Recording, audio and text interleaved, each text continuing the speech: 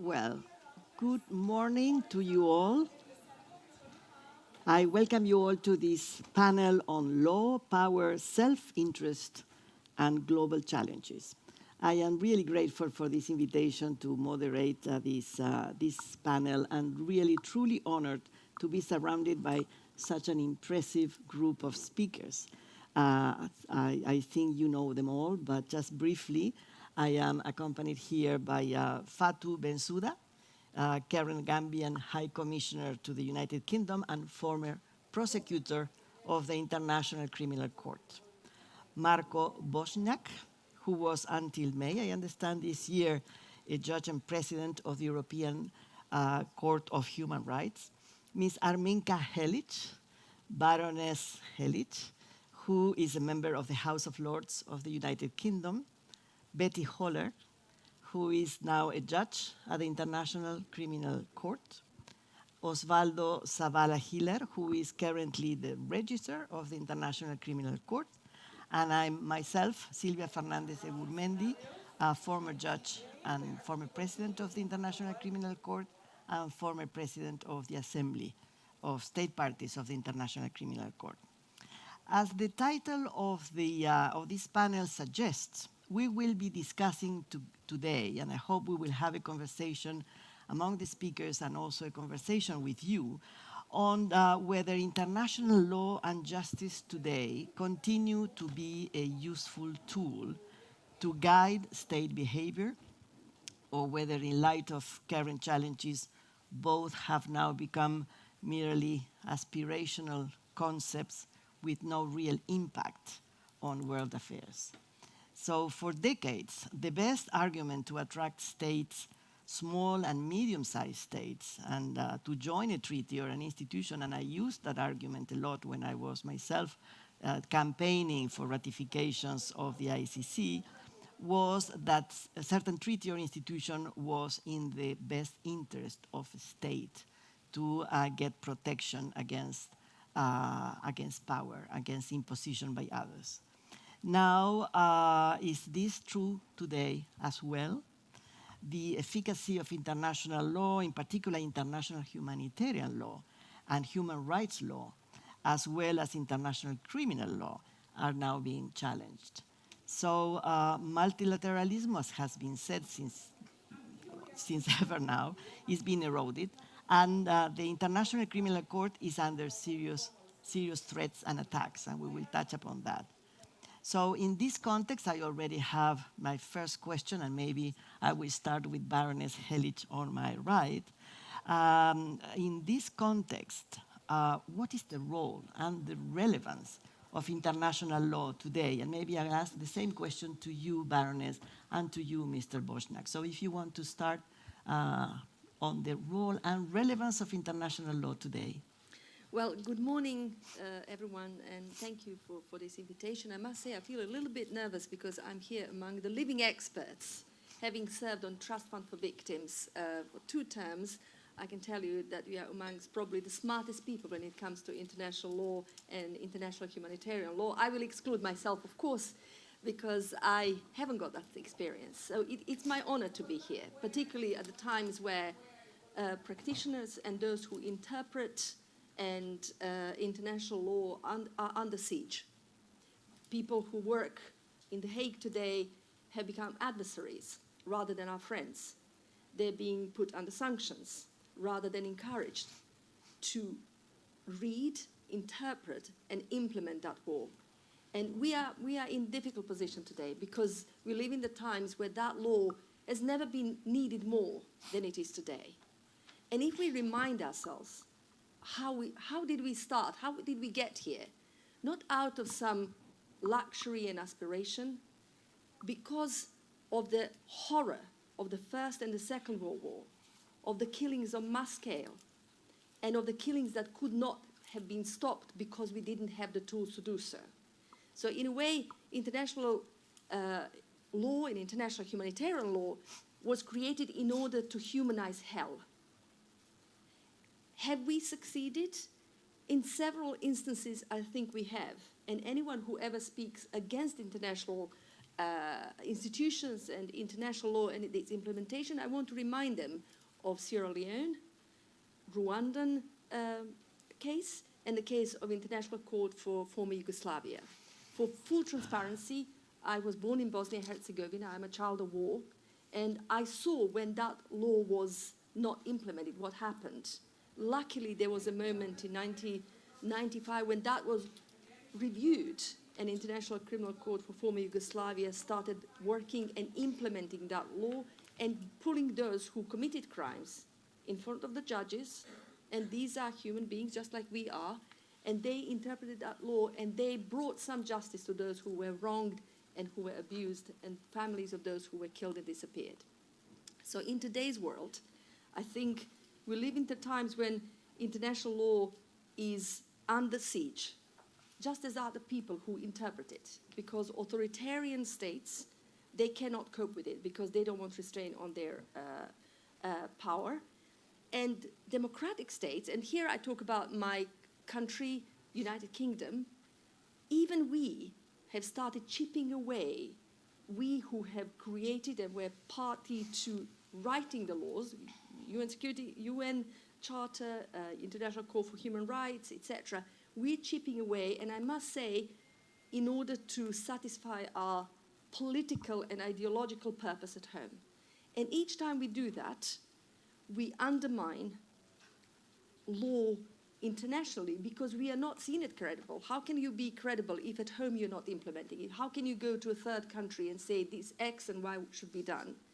And there is a concrete result where we have been too lenient with our friends and with our allies.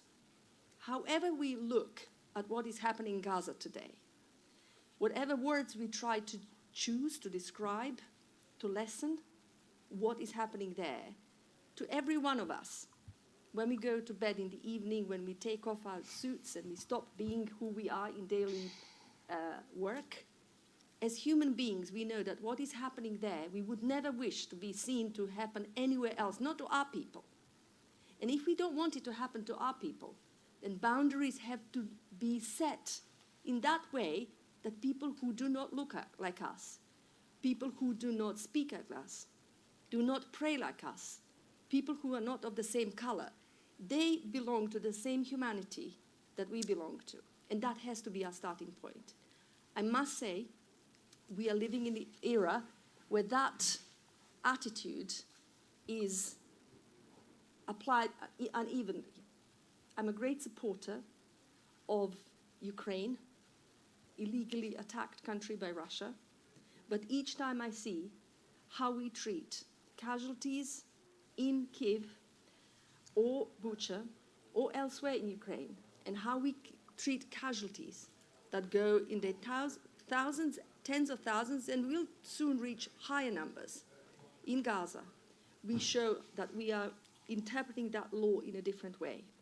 And that is not even about them, it's about us. It's about our countries, it's about our laws, and it's about how we see ourselves, because that's a mirror of who we are and where we belong to today. I know others will want to speak more, so I will stop here. I could obviously speak a lot about this. I care deeply about it, because as a child of war, and as a child of a country where genocide was committed in 1995, I feel deeply about every single person that gets affected that way, no matter who they are, whether they are Israelis who were attacked by Hamas on October 7th, or whether there are civilians in Gaza or West Bank that are being attacked by IDF on a daily basis, and that we are enabling and we are tacitly approving of. It is a sad case, but it doesn't mean that international law should be let slip. International law can only be it is for us, it is for our advantage, and we need to do absolutely everything to protect it, to strengthen it, and at times like this, where it's been tested, to be its best friend, not its adversary, and not to look at it. They're not our enemies, they're people who can help preserve what we have built. And that's been built, as I said at the beginning, in order to humanize hell, to distinguish between civilians and combatants, to make sure that sieges, starvation, aid are not tools of war, that sexual violence is not something that is allowed, that we, if we consider ourselves civilized, as civilized people, have to reply in a civilized way. So far, we have failed that test. Thank you. I thank you very much, and you touched upon very important themes that I'm sure all of you will come back to this on, well, of course, the law under siege, also institutions under siege, but also the themes of selective justice and selective cooperation and selective compliance with the law.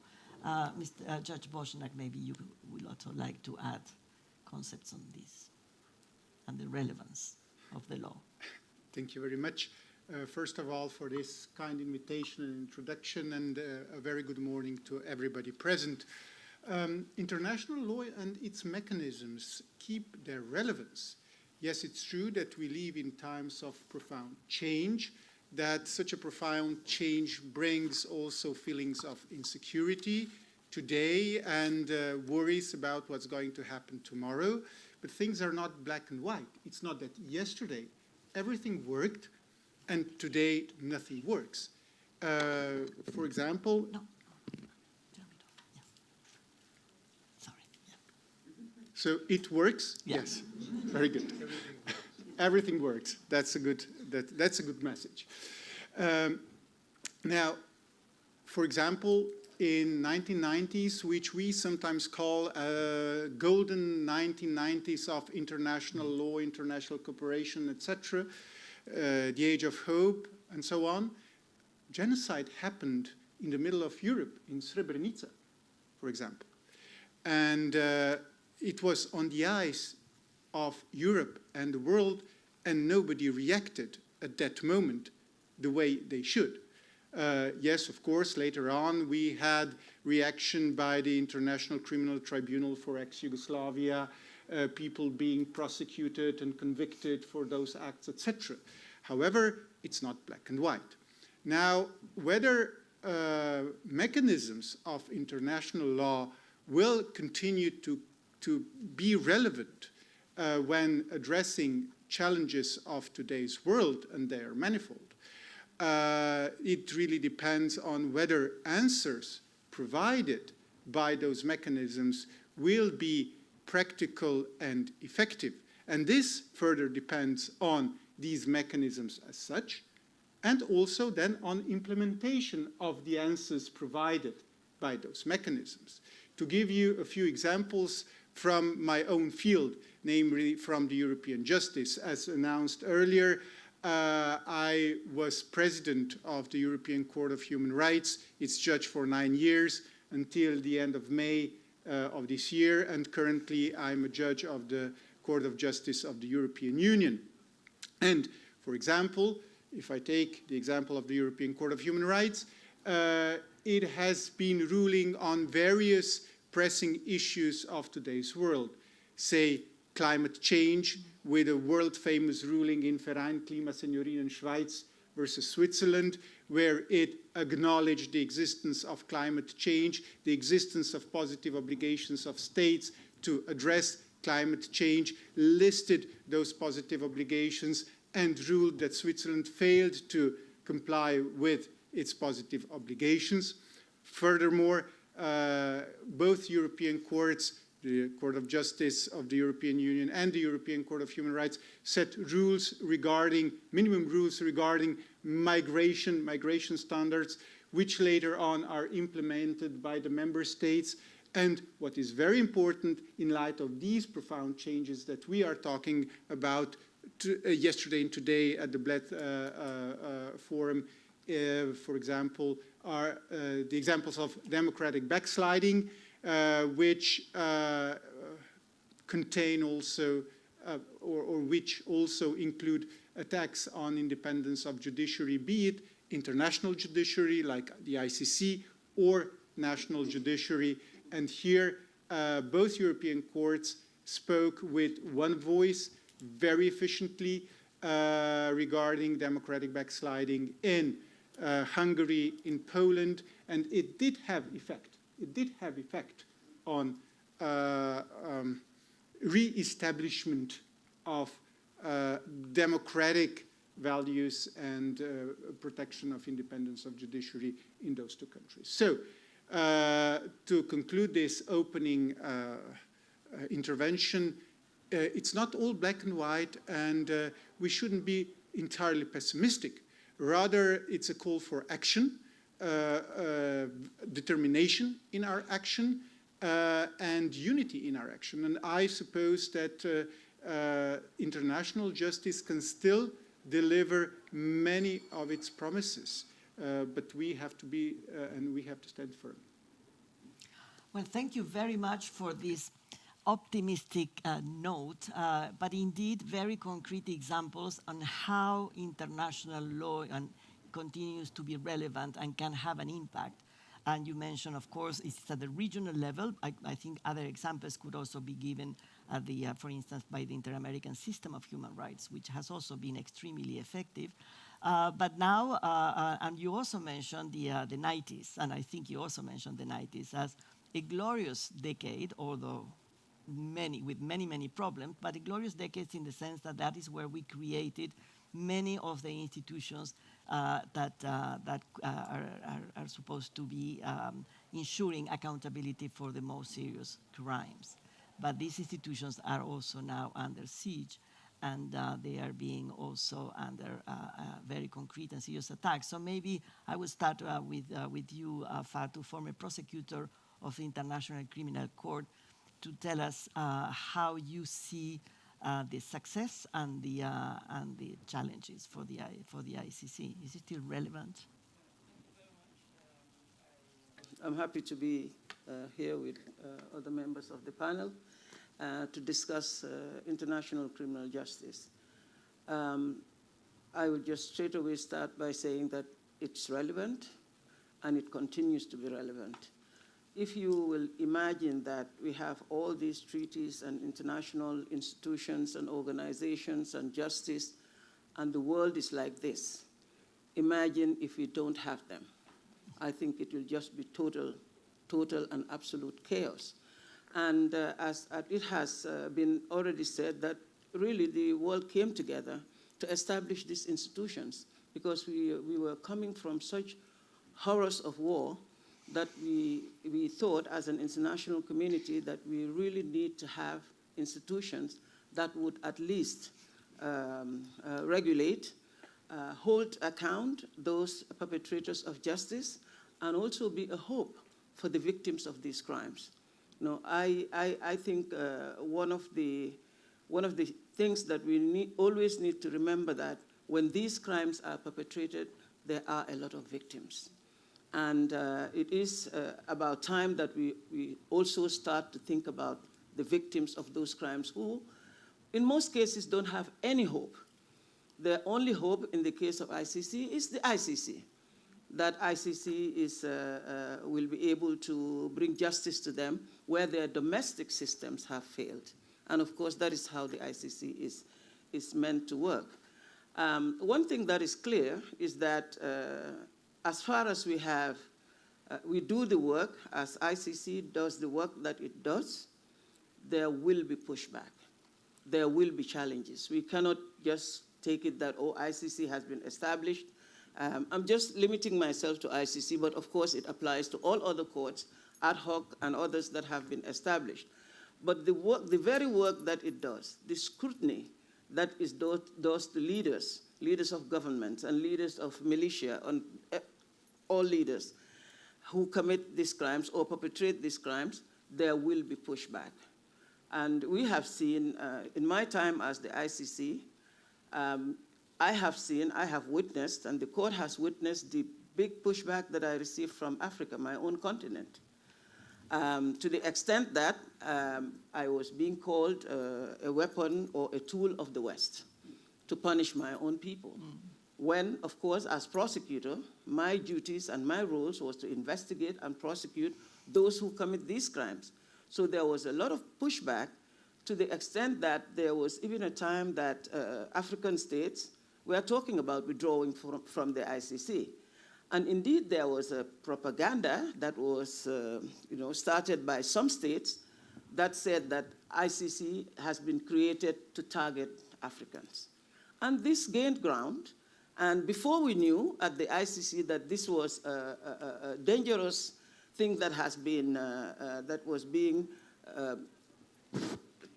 told to the world, perhaps it was a little bit too late. And really it gained ground in Africa, and I can tell you that wherever I went, whether it was to attend meetings with heads of state or conferences, this was always the topic. You know, why is ICC targeting Africa? When if you had looked at what happened really and why those cases came to the ICC, it was clear. All of the cases were referred to the ICC by African states who were members of the ICC. But all of that, of course, was not talked about, but the fact that we had investigated, and we had chosen some people whom we alleged to have committed these crimes, and they happened to be African leaders. And then, of course, it was very, very, very difficult. So I'm just giving this example because I'm saying that there is bound to be pushback. You know, we will have our challenges. We'll face the problems. But that doesn't mean we say, okay, this is not going to work, and we let it go. We have to, I believe, continue to fight. But especially, we have to recommit. We really need to recommit to this idea of having international law, international justice to regulate, where we have seen several instances where definitely there is no way that domestic justice can assist. And for instance, you have given the example of Gaza. You know, I recall that as prosecutor, I was the prosecutor actually who started the Palestine case. Of course, I left it, but for that, I got sanctioned. I was sanctioned. I was sanctioned by Donald Trump, and I mean, for us, it was not about sanctioning the Fatou Bensouda. Of course not. It was about sanctioning the prosecutor of the International Criminal Court, an institution that has been negotiated and created and established by states parties to look to investigate and prosecute crimes that we all agree shock the conscience of humanity. So for the prosecutor of that institution to be sanctioned, and of course we see it happening again and again. So for that to happen, I always used to tell the state parties that this is a red line. And it is time that state parties themselves go stronger, really stand and say this line should not be crossed. You know, this should not happen. But of course, I'm also getting carried away. I'll stop here for now. And thank you very much, Fatou. First of all, for recalling that 2015, 2016, really the focus on Africa was a problem for the ICC. But then when the ICC moved outside Africa, it had even a bigger problem. Yes. So, because also we could see that, and already the sanctions started already around those years, but what we could see is that at the beginning of the court, maybe for the first 15 years of the court, the powerful were disengaged. yes. They would cooperate for more or less, but basically they ignore the court. And that was also a problem, of course, and that some countries would not join the court. But now we have gone from disengagement to frontal, brutal attacks against the court. And so you mentioned the court needs to recommit, that we all need to recommit to commit again to the law and the institutions.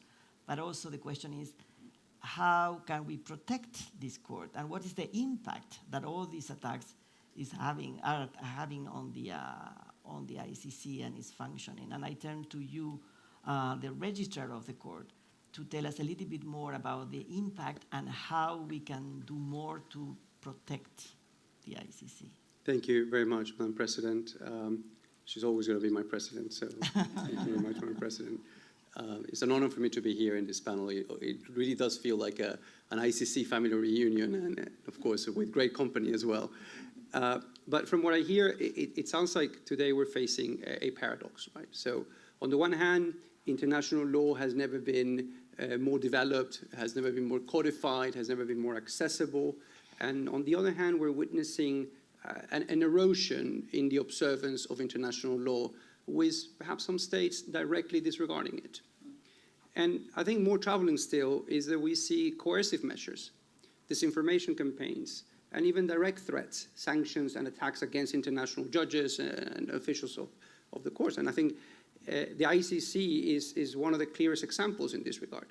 And in recent years, the court has faced sanctions on its officials, as we've been discussing, including very recently against Judge Beti Hohler, and back in 2020 against prosecutor Fatou Bensouda. Today, in total, 6 judges of the ICC are facing sanctions, plus the prosecutor and the 2 deputy prosecutors of the ICC, sanctions by the US government. Add to that arrest warrants issued by the Russian Federation against the prosecutor and judges, including an arrest warrant against our current president of the court. Add to that sophisticated cyber attacks that are aimed at disrupting our work. So these are not isolated incidents. They are part of a broader effort to delegitimize institutions that insist a very basic principle that law must be applied to all. Now, for small and medium states, those that don't have armies that are capable of deterrence or don't have economies that are large enough to shape global policy, the rule of law is not just a matter of justice, it is a matter of survival. Institutions like the ICC were built to uphold this idea, and this idea that no matter how powerful, no one is above the law, and no matter how small, no state is beneath its protection. And this is why protecting international courts is not just optional. Now, the question, however, is not only why we must defend our courts, but how. And allow me to highlight 3 priorities that have guided our actions to protect the ICC: solidarity, resilience, and protection. Now, first, solidarity. Courts cannot stand alone. They draw their legitimacy and their enforcement power from the community of states that created them. When an international tribunal is threatened, states must speak out together and respond in unity. And of course, we're grateful to our states parties for repeatedly standing up in defense of the court. Solidarity also means partnerships, cooperation with the UN, with regional organizations like the EU, like the AU, like the OAS, and with civil society and NGOs is essential. Now, these partnerships amplify our voice. They protect our independence, and they build pressure where it's needed. Because an attack, and this is a reality, an attack on one institution is an attack on the international justice system as a whole, and must be answered as such. Now, the second priority is resilience. Resilience is something that the ICC actually knows very well, and Prosecutor Bensouda was commenting about it. In our short lifespan, we have had to adapt constantly to shifting context and changing politics. Our investigations take place in different geographical, political, and very different legal contexts, sometimes during conflict, sometimes in the aftermath of conflict, sometimes in situations that draw global attention, and sometimes in places with very little media coverage. Now, this requires us to be adaptable, to keep international justice moving forward. So resilience, I think, is not just in the ICC's record, but it's almost in our DNA. I mean, it is essential because the victims that we serve demand it. Operationally speaking, now resilience requires adaptability. That means that courts like the ICC must anticipate and prepare for new forms of attack. Whether we're talking about cyber intrusions, whether we're talking about disinformation campaigns, sanctions, or attempts to politicize cooperation, for the ICC, this has meant like a series of multifaceted efforts that are aimed at protecting our mandate from very different threats that come from different sides and they pose different kind of dangers. Now, our work continues. Today, we not only have numerous investigations underway, but we also have active proceedings in the courtroom. The third priority is protection. And this is beyond words of support, beyond the measures that the institution itself puts in place. The court requires practical safeguards by states. Protection means ensuring that international officials can do their work independently, can do their work without fear. The judges, prosecutors, investigators, the staff of the court must never face intimidation or reprisals. States can do more.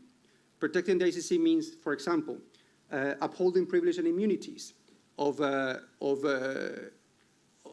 officials and the institution, with the understanding, and this is important, with the understanding that allowing compliance with sanctions against our judges and against our officials, and allowing the implementation of those sanctions in the jurisdictions of our states' parties is incompatible with the Rome Statute, is incompatible with the Agreement on Privileges and Immunities of the ICC. So another way, adopting national and regional legislation to neutralize the effect of extraterritorial unilateral sanctions against international organizations, like the EU blocking statute, for example, that could be implemented. I think, importantly, and this is the bottom line for me, and I think it goes in the same direction of the speakers, is we must resist fatalism. The erosion of respect for rule of law is not irreversible. Many states, especially small and medium-sized states, have continued to cooperate with the ICC, even when it is under pressure. They understand that standing by international law strengthens their own sovereignty. Solidarity, resilience, protection, these are not just abstract goals. They are practical steps that we must take together if justice must prevail over impunity. Thank you, Silvia. Well, I thank you very much for this and for mentioning the three priorities. I don't want to be provocative. It seems from the three priorities, resilience from the court is the one that has been more present here. And I think much more could be done in terms of solidarity and protection. But now I will maybe turn to you, Judge Hohler, if you want to add something on this, on the court, its relevance, and what else can be done. Thank you very much, Silvia, and good afternoon now almost, still good morning to everyone in the room. It's a real pleasure to be here on this panel. Like Osvaldo says, it feels a little bit like an ICC reunion. There's a connection with every single one of the speakers except Marko, where maybe there's a connection in the future, one never knows, with the ICC. I'll start with the question of whether International Criminal Court and international courts and tribunals in general remain relevant. You will not be surprised that I say absolutely so. I think they are more relevant, more necessary than ever, I would say. But I would also question this premise that we are now, it seems, in the last couple of months or in the last year, we are even asking the question whether courts are relevant. And for me, that is actually quite concerning. There has always been a discussion about effectiveness, efficiency of international tribunals and courts, ICC included. ICC is an imperfect situation, like most international institutions are, but there has, until recently, not really been a challenge, a question about its relevance. And I think that is dangerous, because we have to remind ourselves that when we question the relevance and the existence, the necessity of an institution like the International Criminal Court, we are essentially questioning the relevance and the necessity of the notion that is at the heart of the institution, and that is accountability for international crimes. So for the notion that individuals who commit genocide, crimes against humanity, war crimes, aggression, should be held accountable. And I think when we question that, that for me is very concerning, because that is the very fabric, I would argue, of our societies, of our rule of law. And I would also add that there's been discussion about the erosion of international law. I think we also should not forget that if we are seeing an erosion of international law, that will trickle down to the national level. Mm-hmm. If we see the rule of law disintegrate at the international level, I think it is inescapable that we will eventually see it at the national level. With regard to the ICC itself, I've said I think it remains relevant, it continues to do work. Like the Registrar has mentioned, there are a number of us elected officials under sanctions, under arrest warrants. just as a sideline, I think there's a little bit of irony there. I would say that some of the states who actually are responsible for creation of international criminal law, who gave birth to international criminal law in Nuremberg 80 years ago, are now states that are attacking its descendant, essentially the International Criminal Court. I'll close the bracket there. What I wanted to add is that the ICC remains resilient, I would say. It continues to do work. It continues to issue decisions. The elected officials, the 900 plus staff, we have had a delivery of a judgment in a complex, big case a month ago. There have been arrest warrants issued in the situation in Afghanistan. Next week, there is a confirmation of charges proceedings and another one soon to follow. Defendants are being arrested. So the work does go on. And that's part of that resilience, I would add. There is, I think, another important part to the ICC that goes beyond the sheer situations and cases that the ICC is dealing with, and that is its normative influence. And what I mean by its normative influence is that the existence of the ICC and this framework, I think it has been and it continues to be a catalyst for justice, also at the regional and at the national level. And I think that is very important.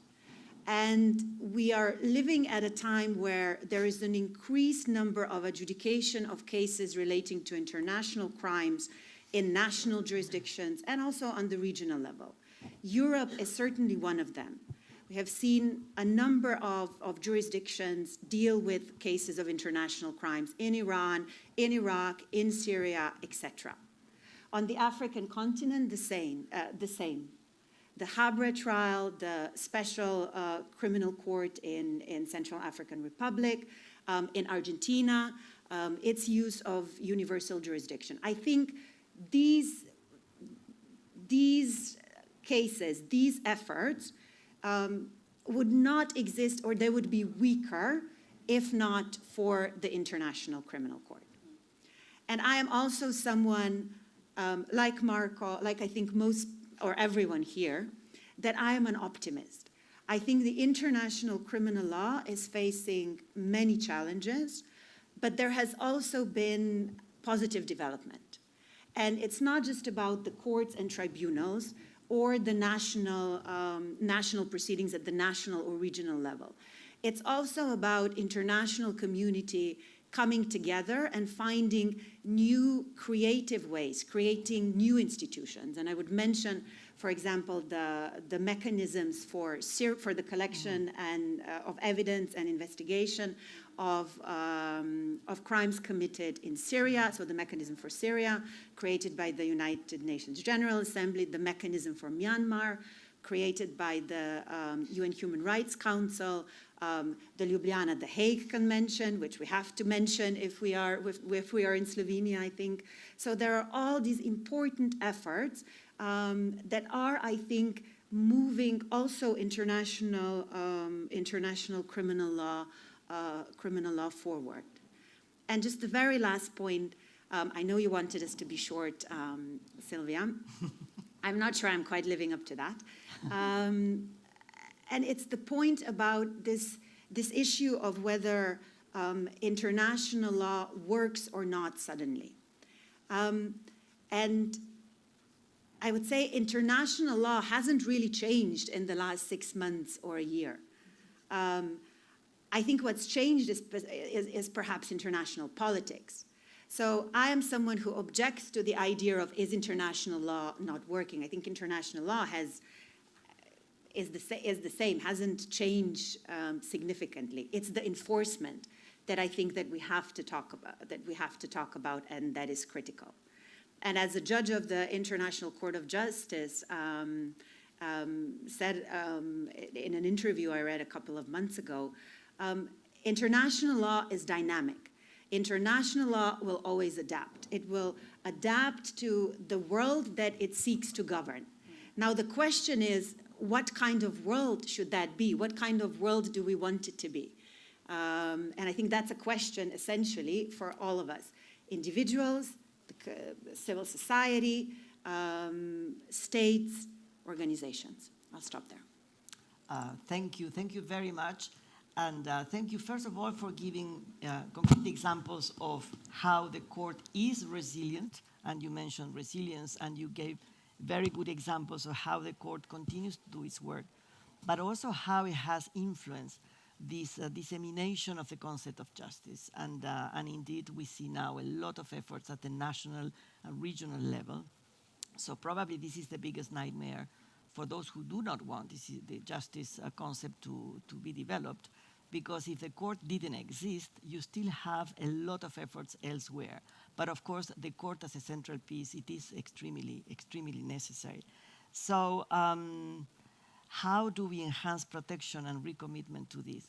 I don't know if any of the panelists would like to add something. Yes, Baroness, please. Thank you so much. I just wanted to say that I was actually encouraged to hear just how much attack you're under, because that means you matter. Exactly. If you're under sanctions, if there are arrest warrants, if there are cyber attacks, that means you are in the way and you need to be removed. So I think that's a positive one, paradoxically.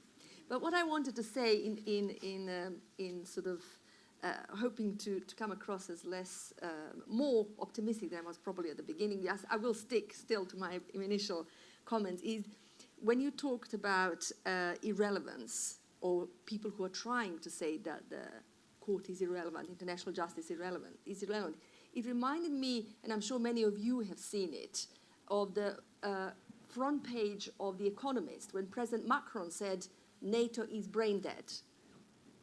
And then there were comments and reports, that was a couple of years ago, it's like, well, not only is it brain dead, it's irrelevant. Because it's a relic of the past, it's a relic of the Cold War.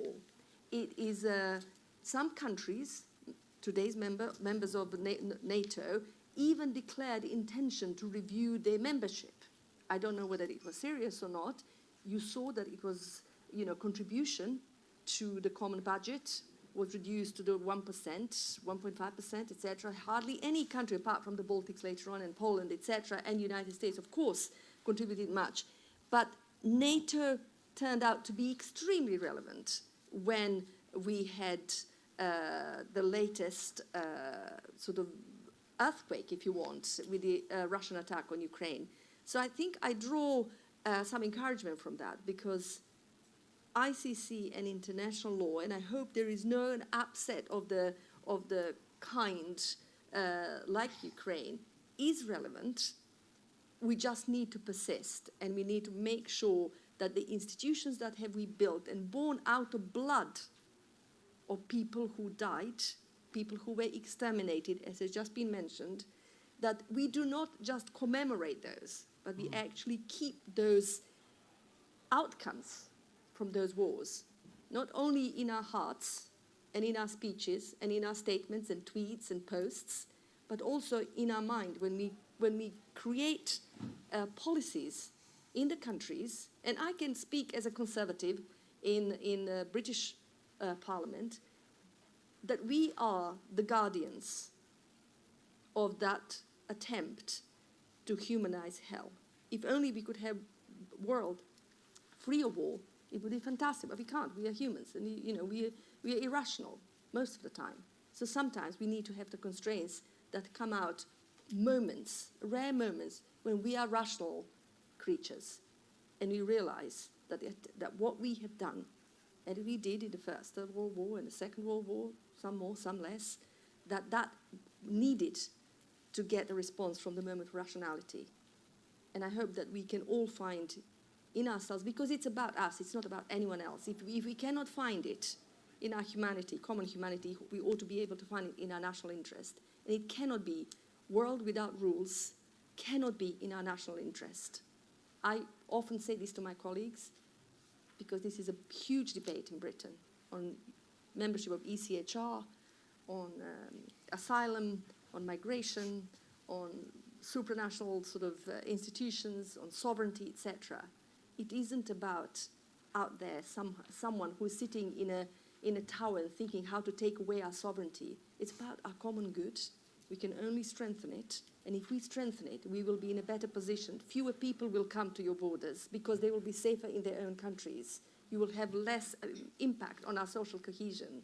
But you know, that's a long debate. Anyway, I hope NATO can inspire, because it is today stronger, better budget, more countries have joined, 32. I hope more will do so, and it will be resilient and will resist upset like no other in Europe that is currently ongoing in Ukraine. I thank you very much. Osvaldo, please. Yes, thank you very much, Baroness. I think actually you raise a very important point, which is the question of relevance. And one of the things that we always say is that, and goes along just the same lines, is that an irrelevant institution is not sanctioned. If we're being sanctioned, it's because what we do has an impact. Otherwise, there will not be deploying political efforts or financial efforts or even other types of cybersecurity-related efforts. It seems to me that the ICC is always sort of caught up in between these two sort of criticisms that coexist. The one side that is always thinking that the ICC is not doing enough, that it is ineffective, that it doesn't have the power to implement, that what is the point if nobody's arrested? What is the point if you're not doing this in this country or that in that situation? So this criticism of insufficiency. And behind the criticism of insufficiency, there is a very valid desire for justice. What is at the core of that is we would want the ICC to be stronger. We would want the decisions of the ICC to be implemented more effectively. We would want the ICC to do more. So it's an interesting. The other one is this criticism of irrelevance. You don't matter. You do too much. And there's the other thing. You shouldn't be acting here. You're doing too much. And those who say that we're doing too much try to then stop us and try to then affect the work of the court. And these two criticisms are contradictory in a way. The fact that some think that we're not doing enough, some think that we're doing too much. But what that sort of dialogue showcases is relevance at the core. Relevance because the mandate is relevant and there's a desire to strengthen it, or relevance because the mandate has an impact and there's a desire to stop it by some political actors. So I fully agree. I fully agree with the point on relevance. Now, the resilience that we're trying to show as an institution, of course, we will continue to protect the organization. I think the problem is also how our own states bodies need to now take the challenge and understand how to best protect the court and the mandate. And by the way, as I was talking with Fatou just before, I mean, the responsibility that we have right now is not just to go through the moment, but the mandate of the ICC is too precious, is too irrepeatable in a way. It's not going to happen again. As one common friend of ours usually says, if the Rome Statute was negotiated today, it would not be adopted. The ICC will not exist. So we're protecting a legacy as well for humanity that inspires national legislations, that inspires proceedings, that inspires cohesion in international law. And I think that is a responsibility that we need to uphold. Thank you. I thank you. Yes, Mr. Bošnjak. Perhaps an example from a different international court, namely the European Court of Human Rights, which is actually the biggest international court, having ruled last year, for example, on 37,000 applications, imagine. And throughout its existence, it ruled on more than 1 million applications. And yearly, they receive now around 30,000, 40,000 applications on average. There, too, there are constant voices about irrelevance on one hand, or on the other hand, on judicial overreach, disrespect for judicial self-restraint, etc., and calls for changes in legal basis, etc., in order to trim down the activity of the European Court of Human Rights. Here we see very clear reaction from some state parties with the pure logic, if we like a judgment, then we comply. If we don't like it, we don't comply, but we go even further than this. We simply start criticizing judges of the court, criticizing the court as such, and questioning our commitment to the court and to the convention to the extent that we start openly talking about leaving the convention altogether. But don't forget, it's, for example, the same countries or the same governments which criticize the court and the convention very vigorously that really contributed to the convention as such. For example, the European Convention of Human Rights was written to a large part by prominent UK lawyers at the time. Now, the logic behind is it's my interest that always prevails, and if it's in my interest, I comply, otherwise I do not. Well, here one should shift from the interest-based logic to value-based logic. That's what is important. Because if I only stick to my obligations because it's in my interest, then of course in little crisis, in little tense situation, I will turn away and walk away possibly. And this is not how European integration or collaboration on the world stage can function. It can only function around shared values. These being, when we speak about the European Convention on Human Rights, these being human rights, democracy, the rule of law, and it's similar with the ICC, the logic of the rule of law through impunity and similar. So it's really vital to strengthen the commitment to those values on the national level amongst all political forces. And I was encouraged as president of the European Court of Human Rights when meeting several heads of state, ministers, Supreme Court judges at the national level, etc., saying, well, how can we help? How can we show our commitment, etc.? We sometimes focus on those voices which criticize vigorously, who take action which is not constructive at all, etc. But it's also important to see those voices willing to help and mobilize them in order to make international justice more effective. I know that it's much more serious now with the ICC being very personal, turned against members of the court and similar. But we need to remain optimistic, and I'm quite encouraged when I see so much optimism from those being on the court currently and being courageous enough to continue carrying the torch. I thank you very much. Unless you have a pressing need to say something now, I would like to open some space for questions. So maybe we can allow the audience to ask some questions, and then I will give you also the floor. Any questions at this point? If I can start with one. Yeah. We all know the situation in the world. You're called the International Criminal Court. You described everything very well on the rule of law aspect. What's your strategy for the future? Besides resilience, protection, the fact is let me just mention 4 bigger actors in the world: US, China, India, Russia. They don't recognize you. So what's your strategy? Are you going to start discussions with them? A lot of troubles start from the 4.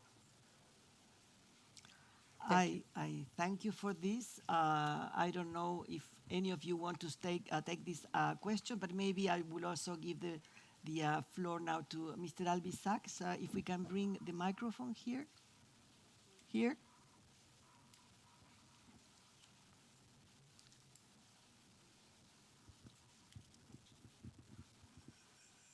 I just wanted to make 2 quick comments.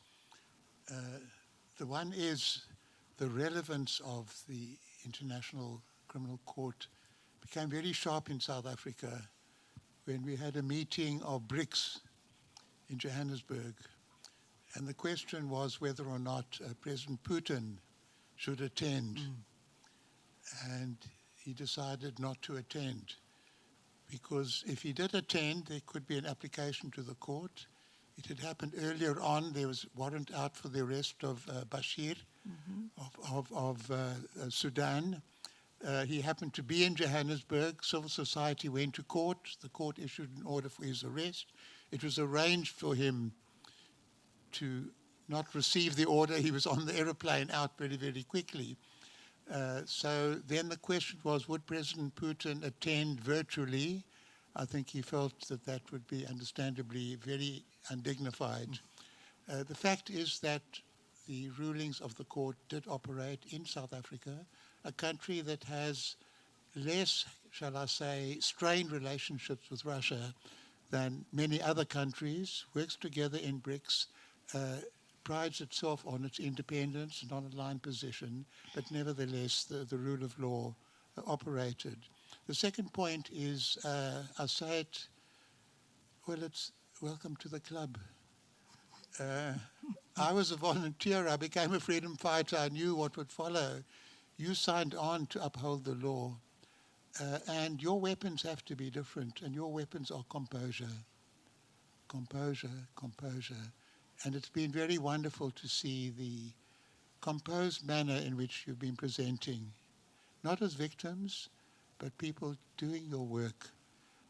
You find yourselves in the front line today.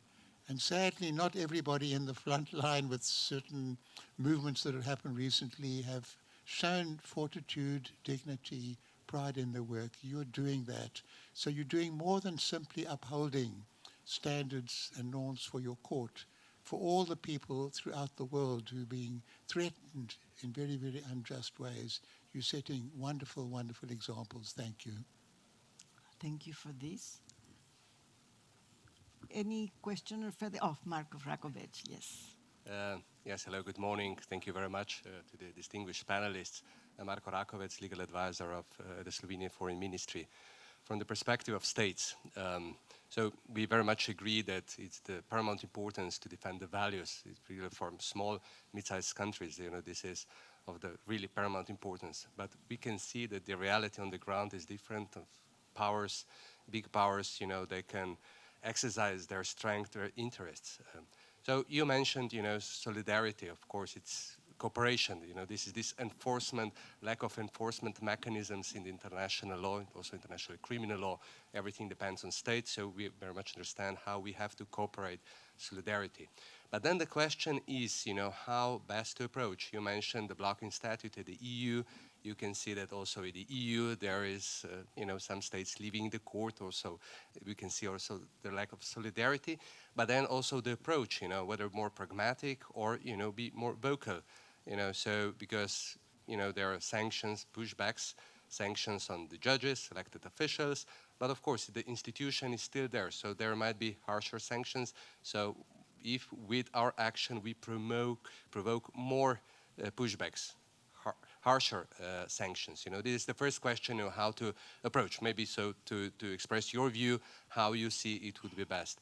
Then, resilience. This is something that we can see that this is the big problem. There was a lot already done, but on the other hand, we can see that, the banking system, IT system, everything is dependent on the US. So, it's really the lack, how we can guarantee. When we discuss the budget, there is always a very difficult discussion. So do you see that we need to invest more? NATO was mentioned. We really increased defense budgets, So should we also increase the budgets for international judiciary? So what is your view on that? And then the last part, of course, protection.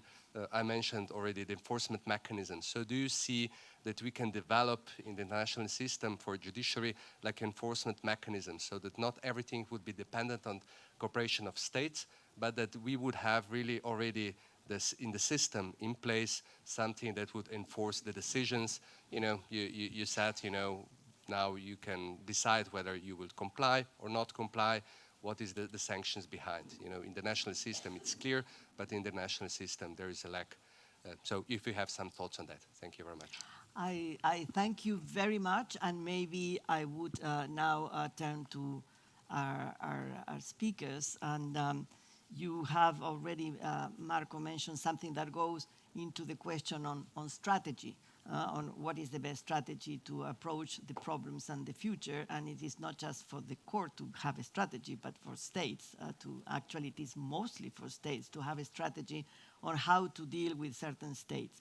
But I would like to, whether you have any comments at this point on what else could be done, also in terms of the budget and the resources and how to get better protection. Yes? Beti. I can start perhaps, and then I'm sure certainly on the budget, the registrar will have something to say.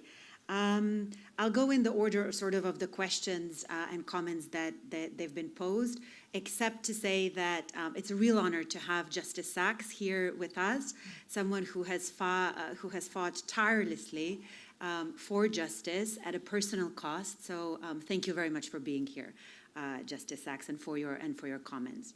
The first question is a question that we are asked a lot. We are asked a lot. I've worked in this field for 15 years, at the ICC for 10 years, and it's a question that keeps coming up.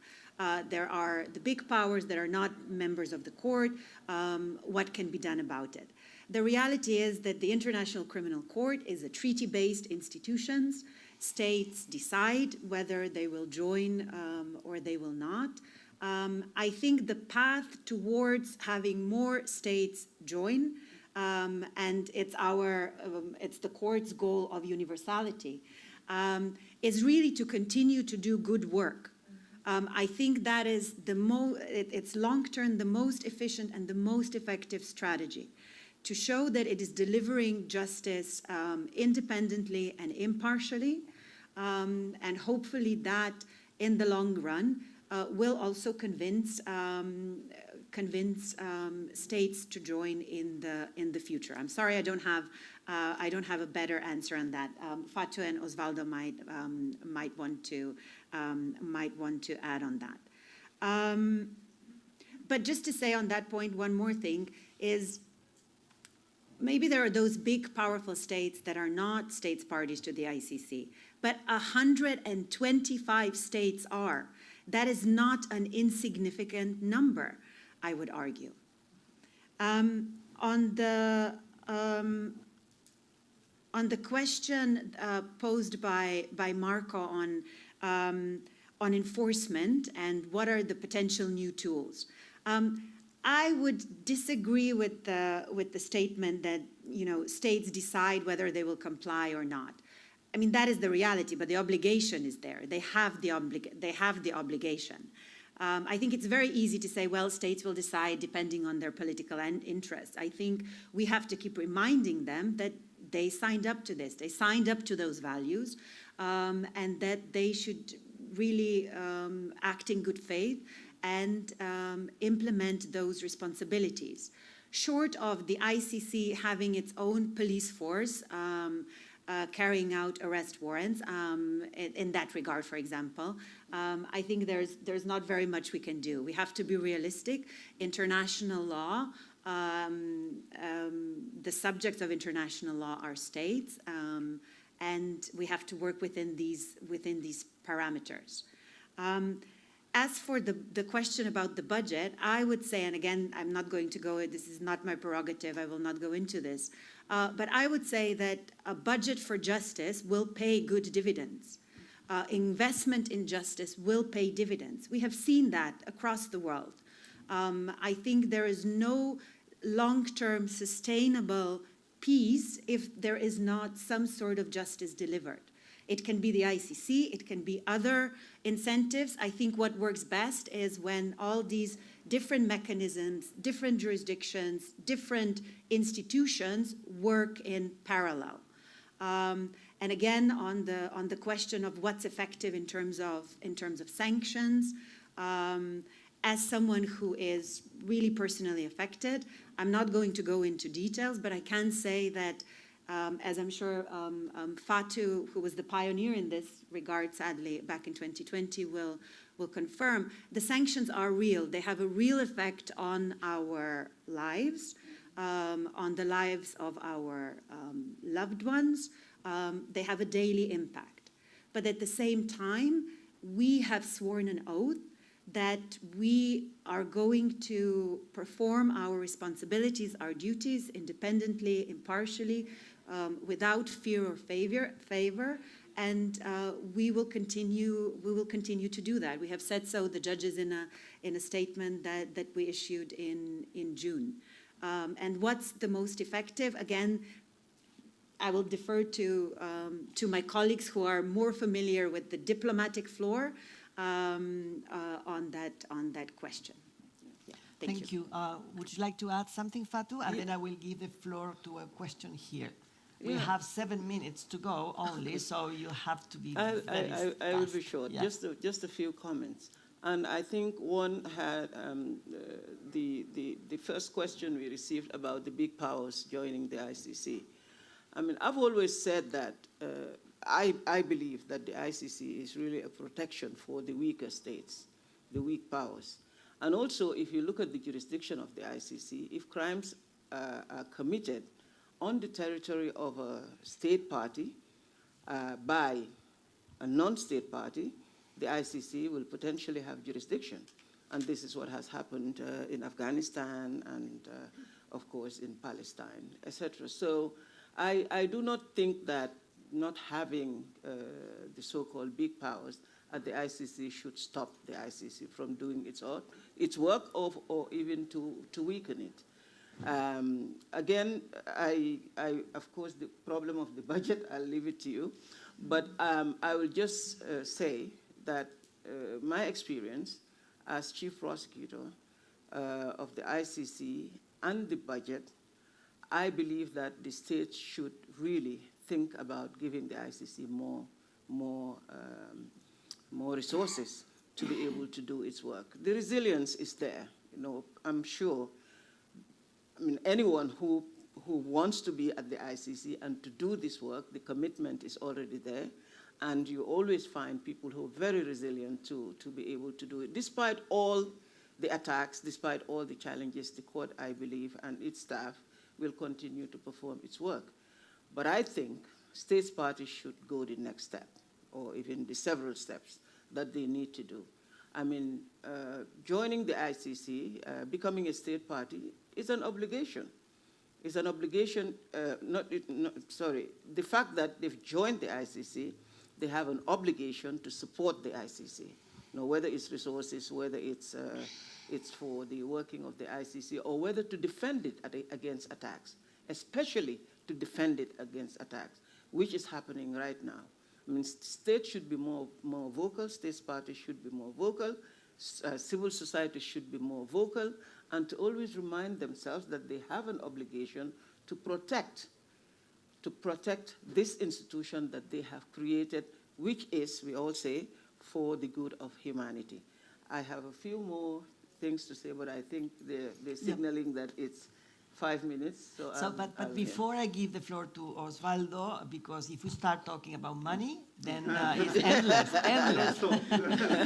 But I would give a last question here, and then I give you the floor. Yeah. Yes. Yeah, thank you.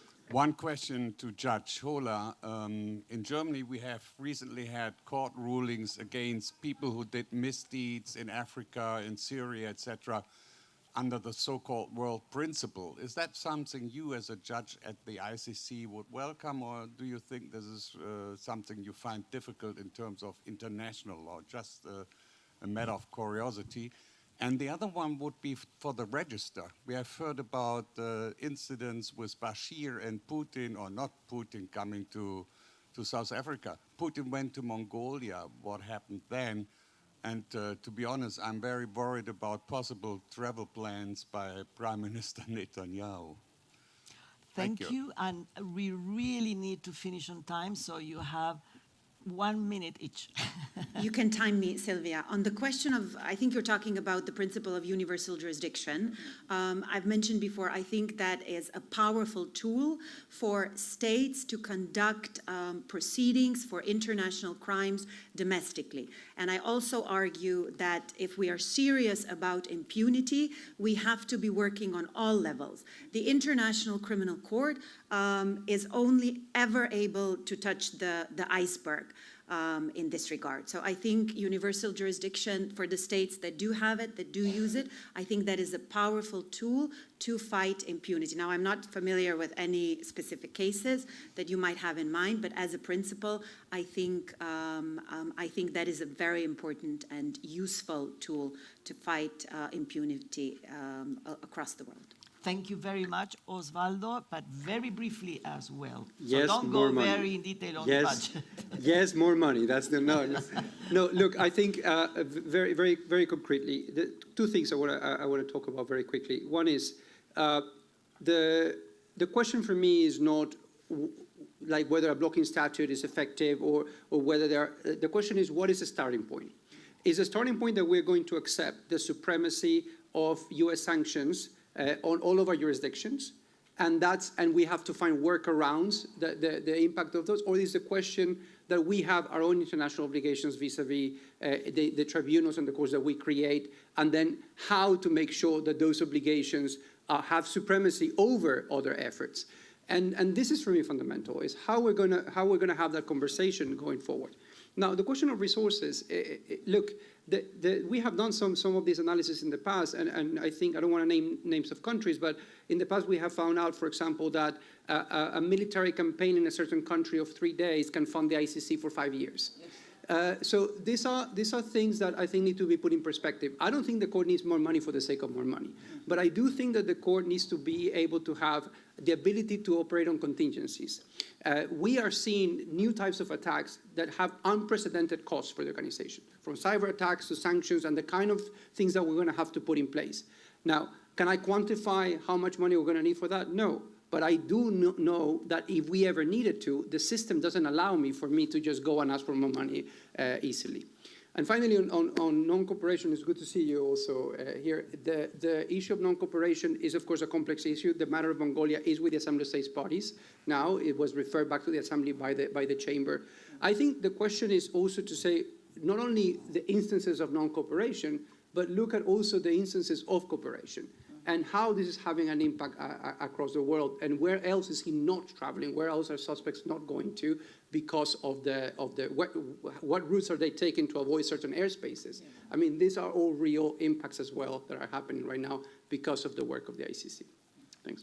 I thank you very much, and I thank you for very brief answers to these very important questions. I think we need really now to end. But maybe the main takeaways of this is the ICC is certainly not brain dead, and that it is alive and kicking and with huge resilience that has been demonstrated by those working at the court. But many of the questions and many of the answers go back to the states and actually also civil society, because it was states and civil society who really worked very, very hard to create this court. So it is now back to them to make sure that they protect them, they protect this institution sufficiently, because it has done a great work and it has a lot of things to do still and extremely relevant for the future of accountability. So I hope that these states and civil society really recommit to what has been done. And I think many of them are committed. So it is now time for a collective, robust response. So I really thank you very much. You were fantastic. And I thank the audience for their questions and their comments. And I think we are ending on time, so I'm not going to be punished. So thank you.